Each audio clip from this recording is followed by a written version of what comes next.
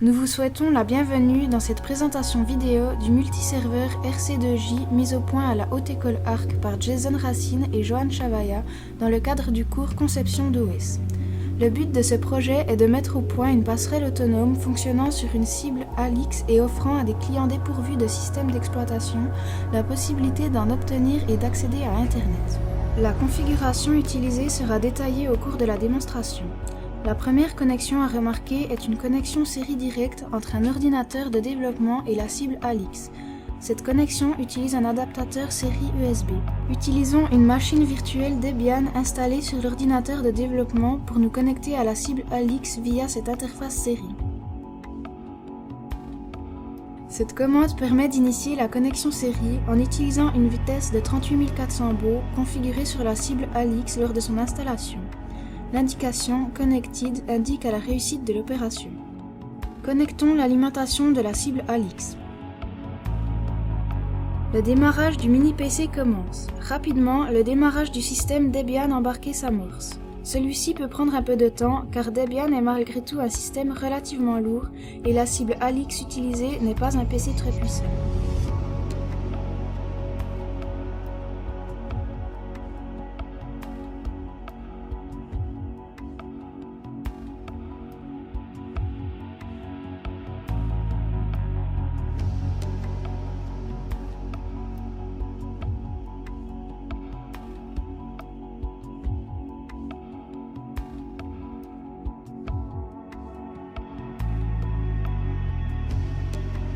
Enfin, le prompt de connexion apparaît. La connexion se fait avec le compte du superutilisateur car c'est le seul compte configuré dans le système. Nous sommes prêts à utiliser le système. Vérifions la configuration actuelle du réseau avec la commande ifconfig. La première interface intéressante est ETH0 dont l'IP est définie de façon statique.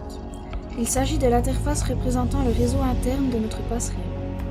La deuxième interface intéressante est ETH1 dont l'IP est elle attribuée par DHCP. Il s'agit de l'interface représentant l'accès externe de notre passerelle.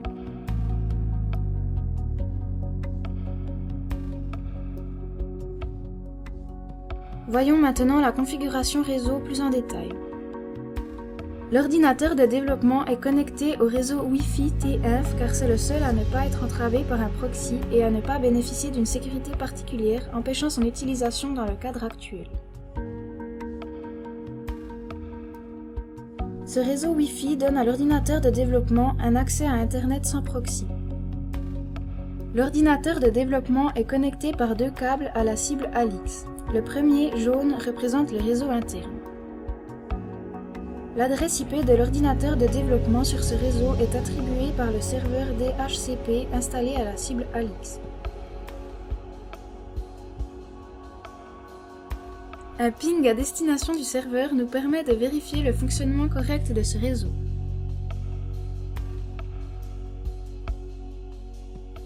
Le deuxième câble, bleu, représente le réseau externe. L'ordinateur de développement n'obtient pas d'IP sur ce réseau. L'IP obtenue est ici une IP par défaut en cas d'absence de serveur DHCP.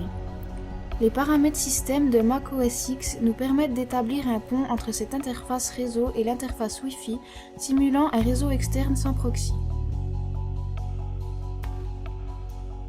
Connectons-nous maintenant à l'interface de gestion WebMin en saisissant l'adresse et le port du serveur dans un navigateur. Le login et le mot de passe correspondent à l'acompte superutilisateur du système. L'ensemble est bien évidemment chiffré en HTTPS.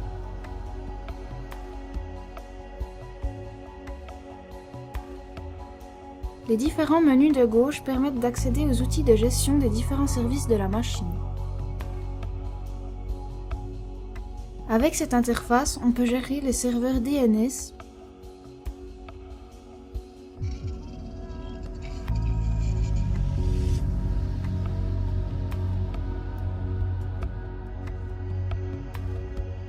le serveur DHCP,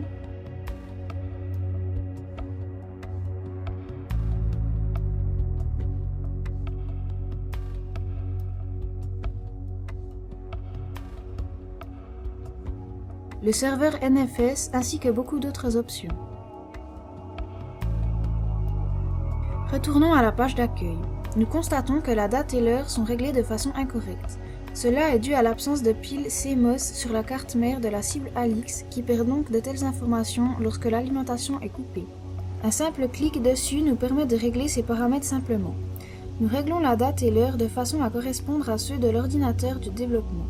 Cela est important pour éviter des problèmes de sécurité au niveau des différents services nécessaires. Les paramètres sont appliqués.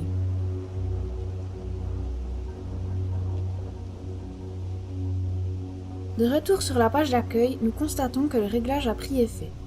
Cependant, afin de s'assurer que tous les services prennent bien en compte ces nouveaux paramètres, le serveur est redémarré.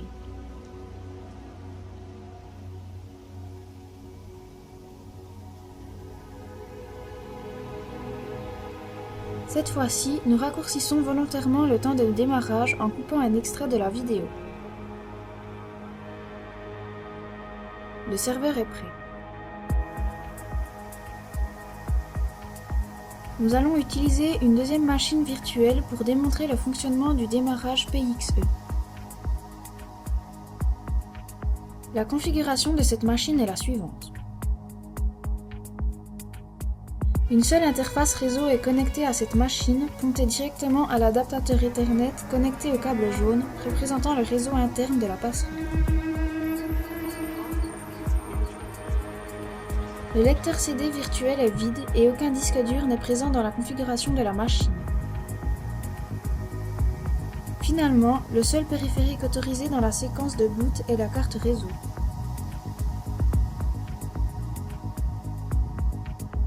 Nous démarrons maintenant la machine et voyons très rapidement que le boot PXE fonctionne, nous amenant sur l'écran de sélection du système à démarrer.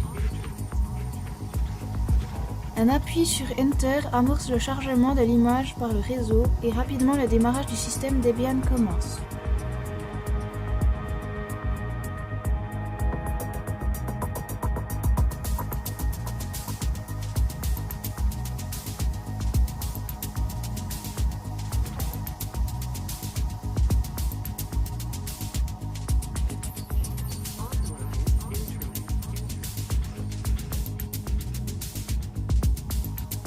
En 30 secondes, l'utilisateur obtient un système Debian fonctionnel avec environnement de bureau sur un ordinateur dépourvu de tout support de stockage. Les applications classiques de Debian sont présentes dans le menu des applications. Ouvrons le navigateur Internet pour vérifier le bon fonctionnement du réseau au travers de la passerelle Alix.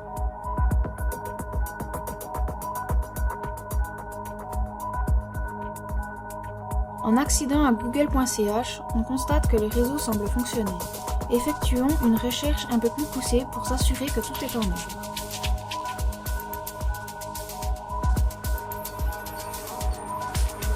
La passerelle fonctionne parfaitement. Nous pouvons maintenant arrêter le client.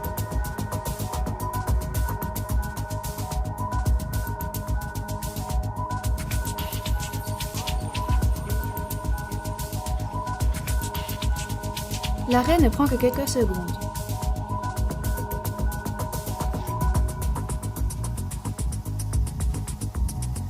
Nous pouvons également nous déconnecter de l'interface WebMin. Pour procéder à l'arrêt du serveur, il est nécessaire de se connecter avec le compte du superutilisateur.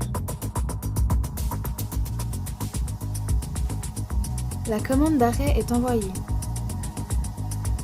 Après quelques secondes, le câble d'alimentation peut être retiré. La connexion série est perdue et s'arrête alors automatiquement. Nous sommes désormais à la fin de cette démonstration. Nous espérons que le projet vous a plu et inspirera de nombreuses améliorations ainsi que des idées de mise en pratique concrètes. Merci pour votre attention.